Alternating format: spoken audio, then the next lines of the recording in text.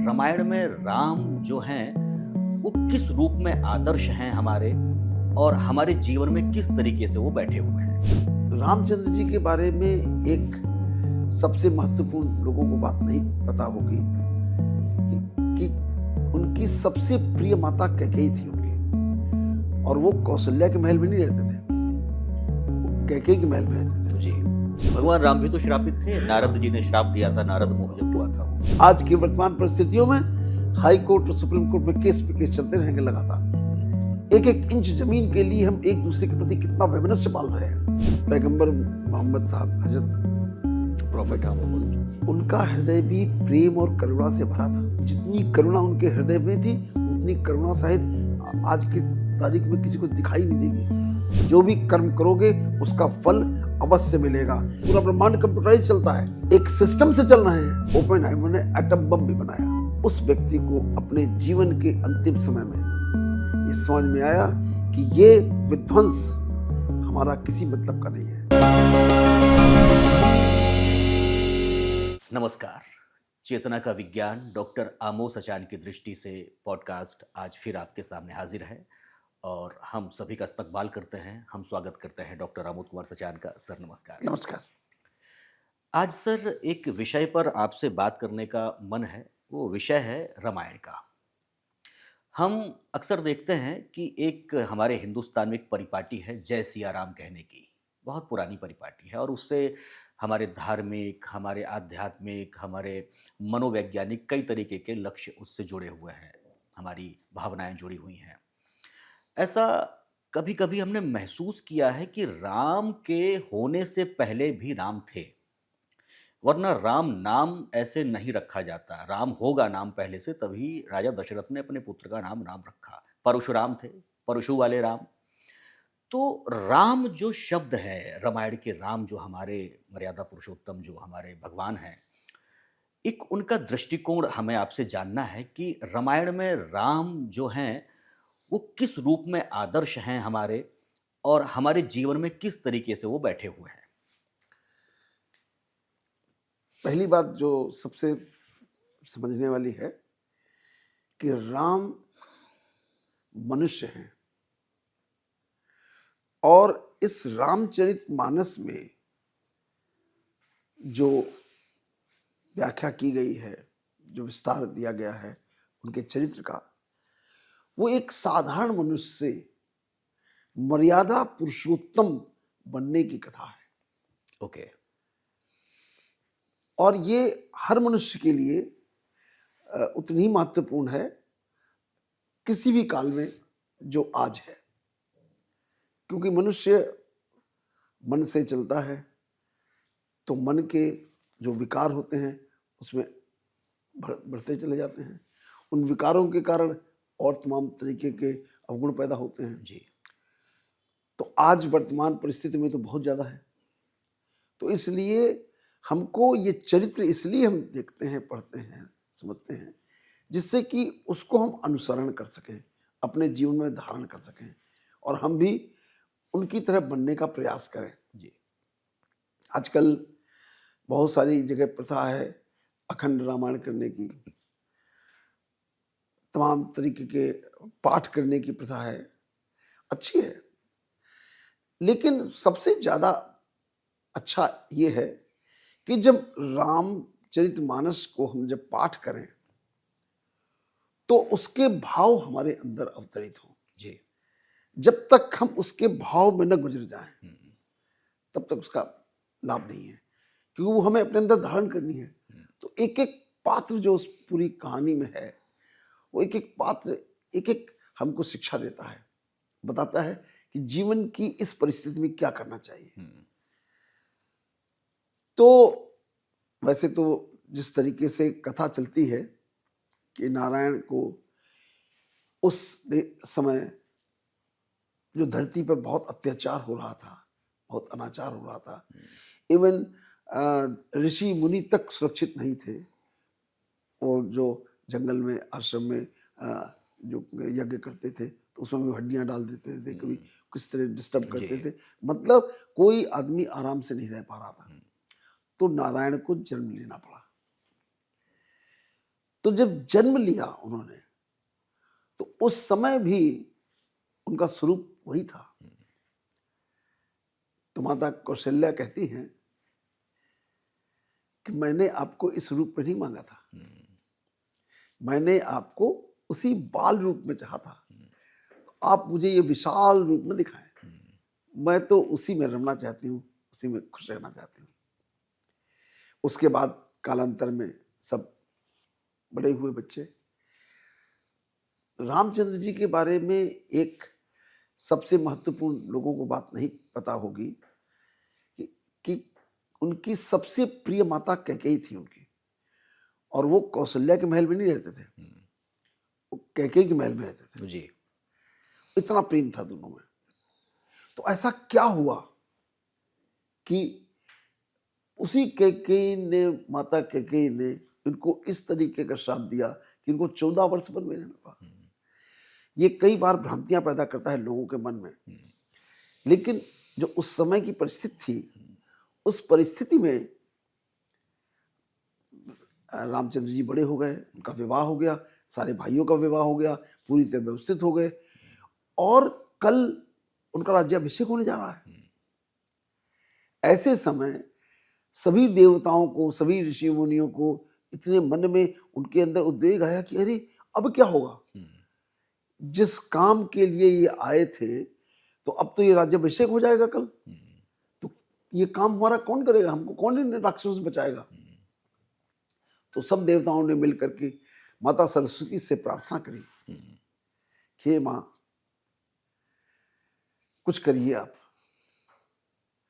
अन्यथा अगर ये वन गमन नहीं गए तो हमारा तो सबका जो मनोरथ है वही नहीं पूरा हो पाएगा, और हम ऐसे ही परेशान रहेंगे। तो माता सरस्वती ने स्वीकार किया, और उन्होंने मंथरा की और कैकेयी की बुद्धि का हरण किया।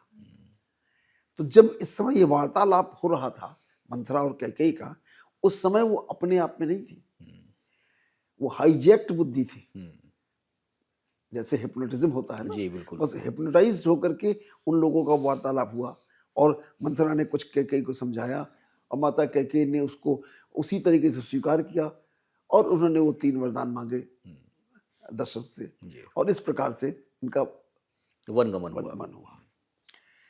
तो इसमें ये बात यहाँ समझने वाली है, इसकी शिक्षा लेने वाली है कि जब भी कोई उद्वेग में, आवेग में इस तरीके की कोई परिस्थिति आवे, तो मन को शांत करें, और वो परिस्थिति को मन की शांति से विचार करें, तो ऐसे विचार नहीं पैदा होंगे जो आगे चल के अनिष्टकारी हों। अक्सर हम उद्वेग में डिसीजन करते हैं, जी। मानसिक रूप से परेशान होते हैं, और उसी समय डिस्टर्ब हो जाते हैं। अब सपोज उस समय जब मंथरा उनको समझा रही थी, तो एक मन के लिए शांत मन से कहते हैं अच्छा ठीक है, मैं थोड़ी देर ध्यान कर लूँ, सोचूं समझूं क्या करना चाहिए, सच क्या है। टल जाती बला, वो घड़ी टल जाती तो कुछ ना होता, लेकिन चूंकि ये पहले से तय था कि इनको वन में जाना है, तो उन्होंने वरदान मांगे। वरदान मांगते ही चूंकि ये भी तय था कि राजा दशरथ को पुत्र वियोग में शरीर त्यागना है, ये भी पहले से तय था, पहले से तय था। तो इसलिए उनको पुत्र वियोग में शरीर त्यागना पड़ा। वो वेदना सहनी पड़ी जो श्रवण के माता पिता को सही थी। भगवान राम भी तो श्रापित थे, नारद जी ने श्राप दिया था, नारद मोह जब हुआ था वो तो तो ये सब कहानी प्रीडेस्टिन्ड है, और ये बात दिखाती है, समझाती हैं कि हमको ये सब कुछ हमारे कर्मों का ही फल है जो हमको मिल रहा है। यस, ये भी बड़ी एक सीख मिलती ये है। भी सीख होती है। तो इसलिए हर परिस्थिति को स्वीकार करो और खुश रहो उसके। तो रामचंद्र जी के मन में कोई क्षोभ नहीं आया। उनका ठीक है, माता का आदेश है, पिता का आदेश है, पिता का आदेश शिरोधार्य करना मेरा धर्म है, अगर मैं इस धर्म का पालन नहीं करता हूं तो भी तो कभी वो 16 कला संपन्न और मर्यादा पुरुषोत्तम नहीं होते। बिल्कुल। चले गए, पूरी की पूरी अयोध्या उनको बहुत दूर तक गई, उनके पीछे पीछे सारे मंत्री, सारे संतरी, सारे सेना, सारे निवासी दूर तक रोते बिलखते गए, एक तमसा नदी पड़ती है वहाँ तक वहां तक छोड़ने वहां गए। तक छोड़ने गए। उसके बाद उन्होंने किसी तरीके से उनको समझा बुझा करके वापस किया। दूसरे दिन जब भरत को ये सूचना मिली तो उनको बुलाया गया, बताया नहीं गया था, उनको बुलाया गया कि आप आइए, आपको शीघ्रातिशीघ्र अयोध्या पहुंचना है। जब अयोध्या पहुंचे तो वहां का दृश्य देखा, पूरी अयोध्या शोकाकुल व्याकुल, ऐसा लग ही नहीं रहा था यहाँ कोई मनुष्य रहते हैं, ऐसा लगता था वीरान पड़ा हुआ है, प्राणहीन अयोध्या। प्राणहीन अयोध्या। वहां पहुंचे, कोई कुछ बताने को तैयार ही नहीं। जब उनको ये सूचना मिली कुछ कर्मचारियों के द्वारा कि ये सब हो गया है, तो माता कैकेयी के पास गए और बहुत दुखी होकर बोले कि माता, तुमने क्या किया, मेरा प्राणों से प्यारा भाई तुमने मुझे कर दिया। बहुत कठिन है, बहुत कठिन है। और माता कह रही है तुम्हारे लिए किया हमने। उन्होंने कहा ये ऐसा ऐसा नहीं करना चाहिए था। चलिए, फिर भी मैं किसी भी सूरत में इस गद्दी में नहीं बैठ सकता, अब मुझे जाना ही होगा और भाई अपने भाई को लेकर के लेकर आना वापस होगा। आना होगा। और वो यूं ही चल दिए, कोई मंत्रणा नहीं, कोई कुछ नहीं, किसी तरीके की। और जा करके जब पहुंचे आगे तो उनके पीछे पीछे पूरी अयोध्या अयोध्या, वासी, हाँ। पूरे संतरी मंत्री सेना, सब चतुरंगी सेना, सारे हाथी घोड़े रथ सब उनके पीछे पीछे। भरत पैदल चल रहे हैं और देख रहे हैं वो कदम, वो निशान देख रहे पद हैं, चिन्हों को देखते हुए आगे ये बढ़। भगवान राम के ये पद चिन्ह है। उनको बचाते बचाते चल रहे हैं कि उसमें ऊपर मेरा कोई पैर न पड़ जाए। ये प्रेम है जो उनको इस तरीके से ले जा रहा है। वहां गए, जब नदी के पास पहुंचे तो वहां देखा कि इतनी भारी सेना चली आ रही है। तो निषाद राज जो वहां के राजा थे, निषादों के, उन्होंने दूर से देखा इतनी चतुरंगी सेना, इतने सब लोग चले आ रहे हैं।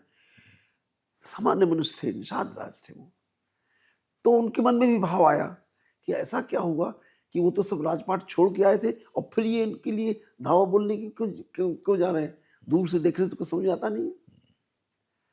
वो गए अपने सारे साथियों को लेकर के कि भगवान राम को ये कैसे परेशान कर सकते हैं, उनके साथ ऐसा छल कैसे कर सकते हैं, हम इनको रास्ते में यही करेंगे। जो गए देखा कि भरत पैदल चले आ रहे हैं, बिलखते रोते, पता नहीं चलता था कि ये कोई किसी के ऊपर हमला करने जा रहे हैं। तो उन्होंने पूछा उनसे, निषाद राज से, तो निषाद राज ने पूरी घटना बताई, सब समझाया कि यहाँ यहाँ गए हैं, ऐसे ऐसे है। तो बोले बस तुम मेरे भाई हो तो मुझे उनका रास्ता दिखा दो, पूरा बता दो। रात में उन्हीं के पास रुके, श्रृंगवेरपुर की घटना है ये। हाँ, वहीं पर रुके, उनके साथ उन्होंने उसका आतिथ्य सत्कार सब किया। और अब तो हमारे राम का भाई है, अब तो उनके लिए पूजनीय है, वो पूरा हृदय से प्रेम से सब कुछ उनके लिए कर रहे हैं। और दूसरे दिन सब पहुंचे जहां पर चित्रकूट में थे रामचंद्र जी। वहां भी घटना, विकट घटना हुई। ऐसी घटना आज शायद कोई सपने में सोच नहीं सकता है जो घटा। दूर से लक्ष्मण ने देखा, लक्ष्मण तो प्रहरी की तरह चैतन्य रहते थे, नीचे माता सीता रहती थी और रामचंद्र जी रहते थे, और ये ऊपर पहाड़ी पर पहरा देते थे चारों तरफ से। देखा इतनी बड़ी सेना चली आ रही है, तो नीचे उतर के आए, बोले भरत को देखो, ऐसा भाई कि सब कुछ दे देने के बाद अब हमको जिंदा भी नहीं रहना चाहता है, सेना लेके सेना आक्रमण लेके करने आया आक्रमण करने आ गया। तो जो राम ने कहा वो याद रखने वाला है।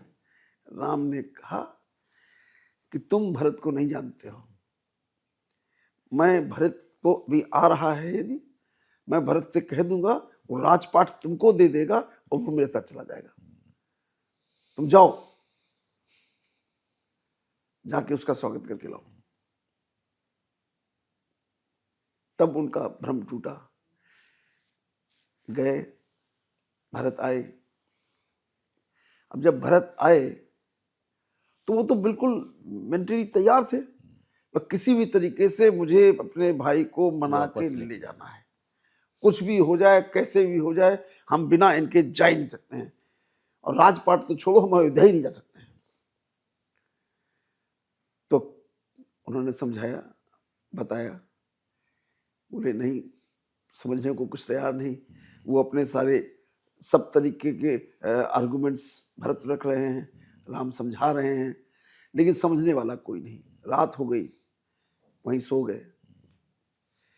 सुबह फिर तैयार हुए, फिर वही उनका अनुनय विनय किया अनुनय उन्होंने। विनय कि बस आप चले चलिए। तो जब राम ने जो कहा, वही उनको मर्यादा पुरुषोत्तम बनाता है। उन्होंने कहा, ये पिता का आदेश है कि मुझको 14 वर्ष वन में रहना है, और तुमको इस दौरान 14 वर्ष तक इस अयोध्या का राजपाट की देखभाल करनी है। तुमको अयोध्या की नगरी जो तुमको दी गई है, इसकी सेवा तुमको करनी है। और पिता का आदेश ईश्वर का आदेश है, इसको नहीं टाला जा सकता। तो जितना मेरा धर्म है, उतना ही तुम्हारा भी धर्म है, इसलिए इसका अनुपालन करो। स्पेशली उन्होंने माता को भी कोट किया कि हाँ, कैकेयी माता ने ये आदेश दिया कह है। रहे थे। तो उनका तो ये वो तो ये हमारे उस समय के लोगों का एक चरित्र था कि माता पिता ईश्वर समान है। वो ईश्वर तो साक्षात आता नहीं है, ईश्वर तो निराकार है। तो जो माता पिता के जो आदेश हैं, माता पिता को ईश्वर का प्रतिरूप कहा गया है, इसीलिए कहा गया है कि मुझको जीवन में, संसार में लाने वाले माता पिता हैं, और वो मेरे लिए ईश्वर के समान है। क्योंकि ये कहते हैं ना कि मेरा मेरा कौन रचनाकार है? परम पिता परमात्मा। तो परम पिता परमात्मा जिसके माध्यम से हमको इस धरती पे लाता है, वो भी उसी का अंश है। Exactly sir. इसलिए आप नहीं, इसलिए ये कर्तव्य है। जब ये वार्तालाप चल रहा है तो देवताओं को फिर परेशानी होने लगी कि कहीं ऐसा न हो कि ये भरत के आग्रह पर फिर वापस चले जाएं, तो फिर हमारा मनोरथ वहीं का वहीं रह जाएगा। तो हम कैसे कैसे अपने इन कष्टों से मुक्ति पाएंगे इस जंगल में? तो उन्होंने माता सरस्वती की फिर प्रार्थना की कि हे माता, भरत का थोड़ा मत भ्रम करो, आपने पहले करके हमारा कल्याण किया, लेकिन अब विषम परिस्थिति आ गई है। तो जो सरस्वती जी ने कहा है वो हमेशा याद करने लायक है, हर पल याद रखिए। सरस्वती जी ने कहा कि भरत और प्रेम एक हैं, भरत प्रेम की प्रतिरूप ही है, और यदि किसी के हृदय में प्रेम है, करुणा है, दया है, लोगों के प्रति कुछ अच्छा सोचने का भाव है, तो उस व्यक्ति के ऊपर कुछ भी असर नहीं करता। देवताओं ने प्रार्थना की कि कोई उच्चाटन कर दीजिए जिससे इनका मन उचट जाए और ये सब भूल जाए। तो उन्होंने कहा, मारण मोहन उच्चाटन ये कुछ भी नहीं हो सकता है जिसके हृदय में प्रेम हो। अक्सर इसीलिए मैं कहा करता हूँ, इन सब चीज़ों को आप अपने हृदय में प्रेम पालिए, बाकी सब अपने आप होगा, किसी की चिंता करने की जरूरत नहीं। गोली भी कोई मारेगा तो लगेगी नहीं, कहीं और चली जाएगी, लेकिन आपके हृदय में प्रेम होगा। अगर आपके हृदय में प्रेम होगा तब ऐसा होगा। ऐसा नहीं है कि आप दिन भर छल कपट करें और आपका काम हो जाए, नहीं हो सकता। फिर भी सरस्वती जी ने किया। जब उच्चाटन उन्होंने किया तो सारे लोग जितने अयोध्यावासी थे सब बिल्कुल विक्षिप्त हो गए। उनको उनका सारा मोह, जो प्रेम था राम के प्रति, भरत के प्रति, सब खत्म हो गया, और सब राजी हो गए कि ठीक, सब वापस चला जाए, कोई फायदा नहीं है रुकने से, और सबका मोह भंग हो गया सारे। केवल भारत का छोड़ करके। भरत के ऊपर कोई असर नहीं हुआ। भरत ने जब फिर उन्होंने कहा कि बेटा तुम मेरे छोटे भाई नहीं पुत्र समान हो, और मैं तुमको आदेशित करता हूं कि जो पिता का आदेश है उसका पालन करना तुम्हारा भी उतना ही कर्तव्य है जितना मेरा कर्तव्य है। इसलिए तुम जाओ और जा करके अपनी पूरी अयोध्या वासियों की पूरी सेवा करो, लगन से सेवा करो, उनको किसी तरीके का कोई कष्ट नहीं होना चाहिए। तब उन्होंने ये प्रस्ताव रखा कि उस गद्दी में तो मैं नहीं बैठ सकता, उस सिंहासन में तो राज सिंहासन में नहीं बैठ सकता जो सिंहासन पिता के बाद आपके लिए है, लेकिन मैं ऐसे ही पर्णकुटी बना करके वहां रहूंगा जब तक कि आप आ नहीं जाएंगे। और उनकी दोनों खड़ाऊं लेकर के, चरण पादुकाएं लेकर के, और वापस पैदल सर में रख करके आए पूरे रास्ते। आज का समय देखिए, लौट आइए, आज 2 मिनट के लिए लौट आइए, लौट के देखिए, एक राज्य है, एक भाई को राज्य दिया जा रहा है विद सम डॉक्यूमेंटेशन, सब प्रोसेस के द्वारा उसको दिया जा रहा है। वो कह रहा है नहीं छोटा भाई राज्य करे, छोटा भाई कह रहा है नहीं ये राज्य तुम्हारा है, तुम राज्य करो। आज की वर्तमान परिस्थितियों में हाई कोर्ट और सुप्रीम कोर्ट में केस पे केस चलते रहेंगे लगातार। एक एक इंच जमीन के लिए हम एक दूसरे के प्रति कितना वैमनस्य पाल रहे हैं, एक एक छोटी छोटी चीजों के लिए क्या हो रहा है। कभी देखें इन आदर्श को। अगर हम इन आदर्शों को देखें, समझें, आत्मसात करें, तब तो रामचरितमानस का कोई रोल है। हम जीवन भर छल कपट करें, भेदभाव करें, एक दूसरे को नीचा दिखाएं, और उसके बाद हम कहें कि नहीं हम राम के अनुयायी हैं, हम राम को मानने वाले हैं, राम को पूजने वाले हैं। हमको यदि बनना है राम भक्त, तो हमको अपने हृदय में वही प्रेम पैदा करना पड़ेगा जो भगवान राम के हृदय में है, भरत के हृदय में है। तभी ये पूजा सार्थक होगी, तभी ये मंदिर सार्थक होगा। खाली नतमस्तक होने से और अपने मन में ईर्ष्या, द्वेष, क्रोध, मोह, अहंकार, काम वासना भरे हुए रहते हुए और फिर हम उम्मीद करें कि हम राम भक्त हैं, ये सब भ्रम है, सब झूठ है। तो कम से कम यदि हम आज ये राम कथा सुन रहे हैं, समझ रहे हैं, तो इसको आत्मसात भी करें, ग्रहण भी करें और वैसा बनने का प्रयास करें। ऐसा नहीं है कि एक बार कहने से और सुनने से बन जाएंगे, लेकिन कम से कम ये डिटरमाइन तो करें, ये दृढ़ प्रतिज्ञ तो हो कि हम आज से अपने अपने कर्तव्यों का पालन उसी तरीके से करेंगे जैसे भगवान राम ने किया था। हम अपने उद्देश्यों को पूर्ति सिर्फ अपने लोभ के लिए नहीं करेंगे, लोक कल्याण के लिए करेंगे, तब तो राम कथा है। बहुत सारे लोगों को राम कथा कराने का बड़ा शौक है। अखंड रामायण के पाठ लगातार होते हैं, बड़ी बड़ी भोज होते हैं, लेकिन राम का चरित्र अंदर आत्मसात नहीं करते। अगर राम का चरित्र आत्मसात कर लें तो शायद उनका जीवन धन्य हो जाए। और ये राम ही नहीं, मैं यहां पर आप सब लोगों के साथ एक बात निश्चित रूप से कहना चाहूंगा, केवल राम ही नहीं, हर धर्म के जितने इनलाइटेंड सोल आत्माएं हुई हैं, वो सब ऐसे ऐसे उन्होंने बिहेव किया है, कोई भी हो। क्योंकि जब आपको सत्य का ज्ञान हो जाता है, सत्य निस्वार्थ प्रेम हो जाता है, प्राणी मात्र से हो जाता है, तो आपका हृदय भी वैसा ही हो जाता है जैसा राम का है या भरत का है।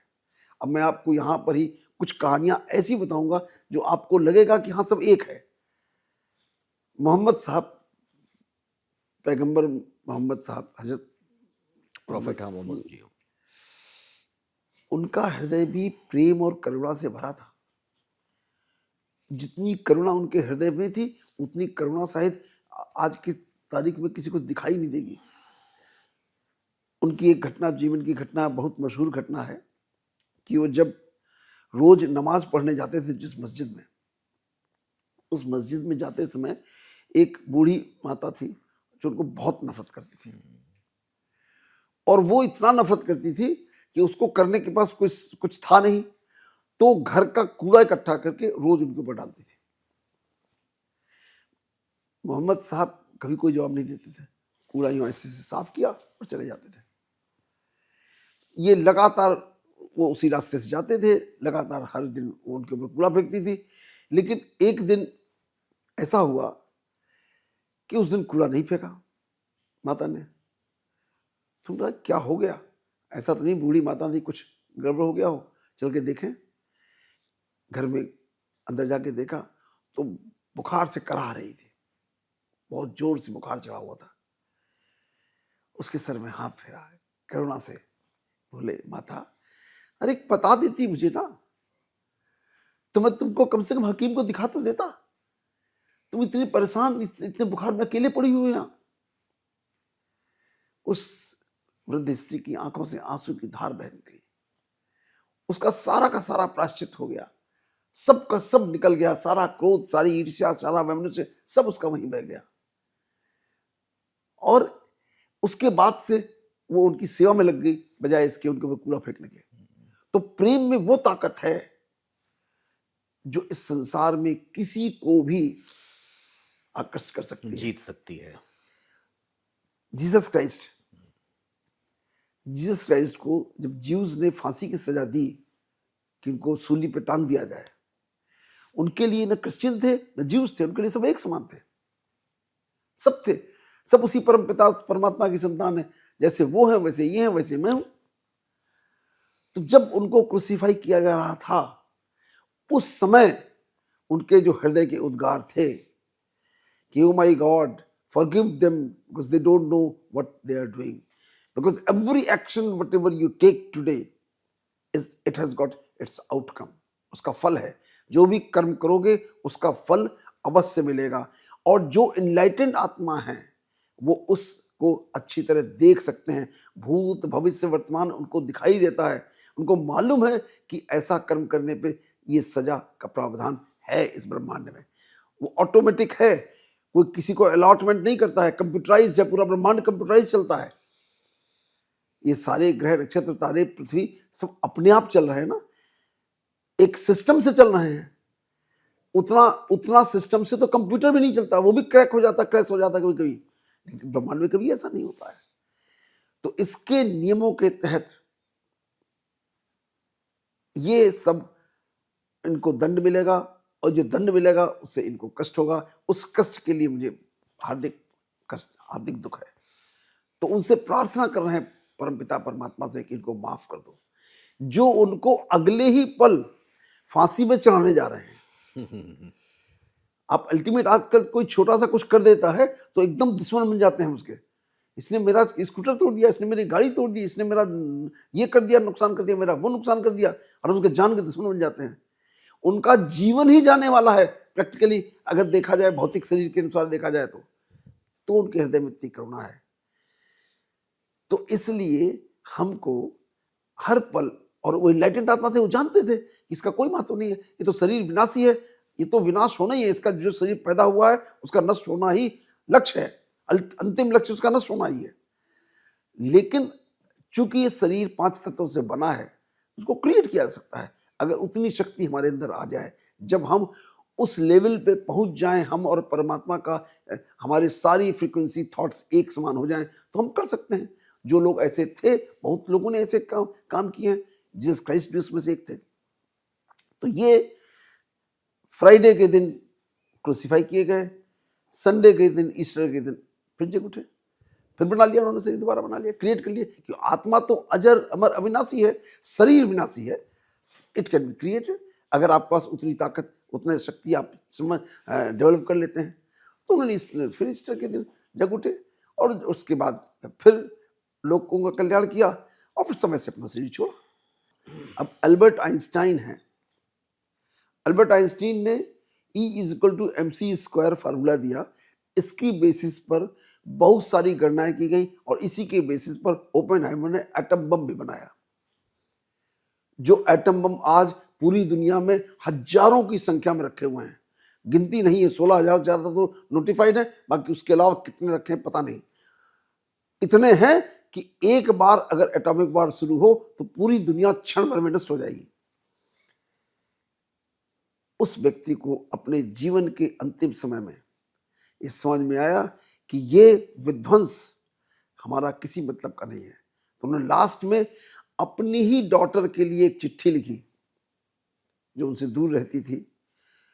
तो उसको उन्होंने सोचा कि अपने जीवन के अंतिम दिनों में उससे जो भी मुझसे गलतियां हुई हों, क्योंकि वो दूर थी, वो मदर के साथ रहती थी, मदर उसकी अलग रहती थी। तो उन्होंने उन्होंने उसको उसको लिखा कि इस संसार को यदि कोई चला रहा है तो वो सिर्फ प्रेम है, और अगर प्रेम हमारे हृदय में है तो हम कुछ भी कर सकते हैं।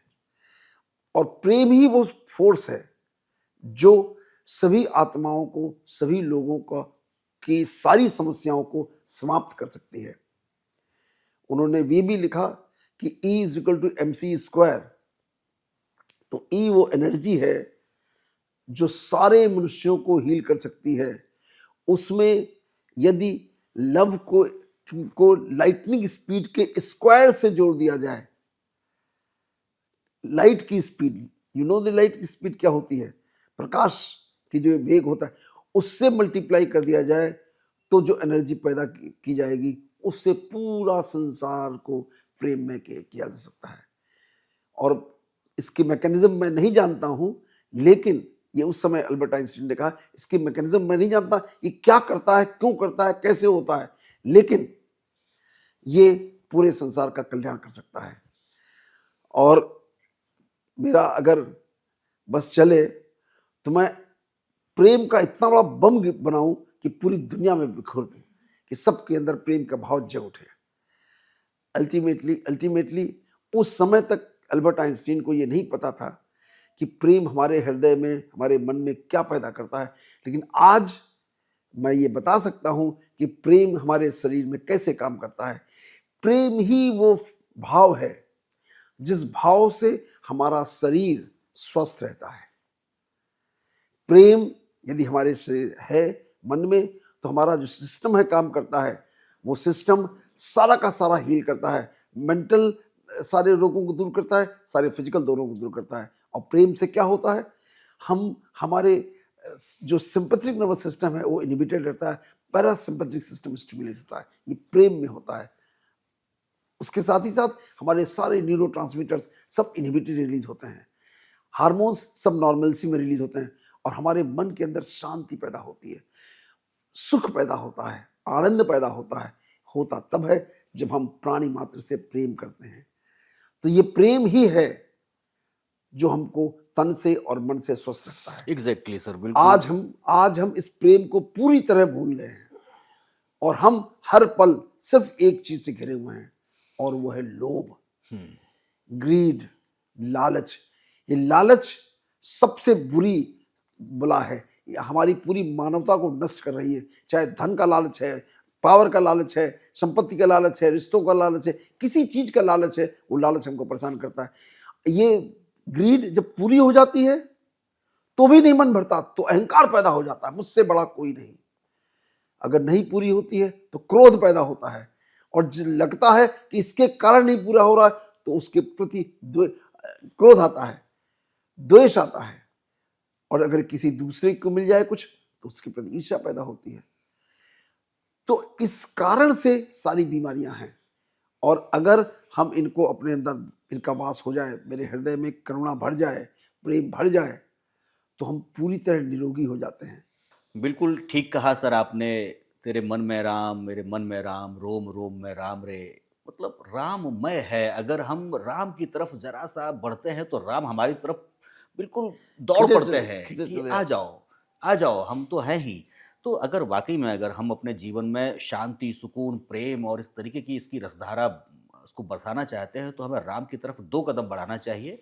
और डेफिनेटली जैसा सर का दृष्टिकोण है, राम हमारी तरफ 10 कदम आगे बढ़ाएंगे और हमारा जीवन पूरा राममय हो जाएगा। सर, एक अलग दृष्टिकोण देने के लिए राम का, एक वैज्ञानिक दृष्टिकोण देने के लिए, एक चिकित्सकीय दृष्टिकोण देने के लिए राम का आपका बहुत-बहुत धन्यवाद। हम अगले सेशन में इसको और विस्तार से करेंगे, और इसके मेरे ख्याल से कई सेशन होने चाहिए, क्योंकि राम जो रामायण है, उसका एक-एक कैरेक्टर कमाल का है, एक-एक घटना कमाल की है।